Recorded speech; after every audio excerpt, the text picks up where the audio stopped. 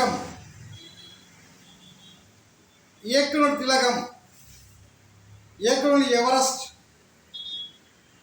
ஐயா பாரதிராஜாவுடைய இறுதி அஞ்சலி என்ற நிகழ்வானது தமிழக மக்களுக்கு துன்பத்தை தருகின்றது. நாமும் அந்த துன்ப நிகழ்விலே கலந்து கொள்ள நம்மை கண்ணீரோடு நாம் அவர் கவிதையாக வாழ்ந்தவர். அப்படிப்பட்ட அந்த பெருமகனாருக்கு நம்முடைய கவிதை வழியே நம்முடைய வருத்தங்களையும் கண்ணீரஞ்சலியும் பதிவு செய்யலாம். பாருங்கள். திரைமண்ணின் திருமகன், கவிதை காற்றை குடித்த இளைஞன், கனவு பயணம் தொடங்கி இயக்குனர் பதவி வரை செட்டுக்குள் முடங்கிய சினிமாவை வெட்ட வழிக்கு கொண்டு வந்த பெருந்தகை, மலைக்கும் மடுவுக்கும் ஆற்றுக்கும் நாற்றுக்கும் கடலுக்கும் கவிதை சொன்னவன், 16 வயதிலே பெற்ற வெற்றி பாரெங்கும் திரையுலகில் அவனை கொண்டு சென்றது. ரசிகர் பட்டாளம் எல்லாம் சீர்த்து நின்றது. கரகரப்பு குரலிலே காந்த கவர்ச்சி. என் இனிய தமிழ் மக்களே, இந்த ஒற்றை சொல்லிலே திரண்டு நிற்கும் அள்ளி நகரத்து அர்ஜுனன், கலைவனாய் சொல்லாற்றல் சின்னச்சியாமையாய் உலகில் அடியெடுத்து வைத்தவன், சினிமா துறையை பாரதி ராஜா என்று மீண்டும் பெயர் வைத்தது.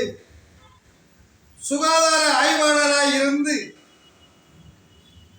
சினிமாவை மூச்சுக்காற்றாய் மாற்றியவர்.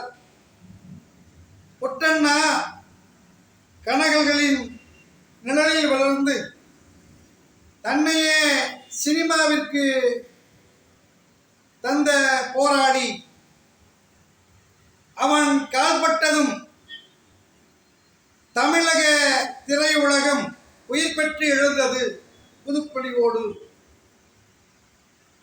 காதல் இளவரசர் கார்த்திக், பேரழகி லதா, ஒடிசலாய் வந்த ரேவதி, சுகன்யா என பல வண்ண பூக்களை திரையில் பூக்க வைத்த பெருமகனார். படம் வெடுக்கையிலே ஆணாகி பெண்ணாகி கதையாகி நின்றவர். அலைகளின் ஆட்டத்தை அலைகள் ஓய்வதில்லை என கவிதையாக்கி படமாக்கினவர். ஒரு சைக்கோ மனிதரை சிவப்பு ரோஜாக்கள் என ஆக்கியவர். விருதுகள் இவரை தேடி வாசல் வந்தனை. பத்மஸ்ரீயும் கலைமாமணியும் மகரங்கள் சூட்டினேன். குரங்கு பொம்மை, திருச்சிற்றம்பலம் என முதுமையிலே நடிப்பால் முத்திரை பதித்தவர். திரையுலகில் அவருக்கென்று என்றும் தனி நாற்காலி. ஏனெனில் அவர் பேச்சும் மூச்சும் என்றும் சினிமா. கலைத்தாயின் மடியில் தலை வைத்து தூங்கும் செல்ல மகன் இவன்தானே. இப்படி இந்த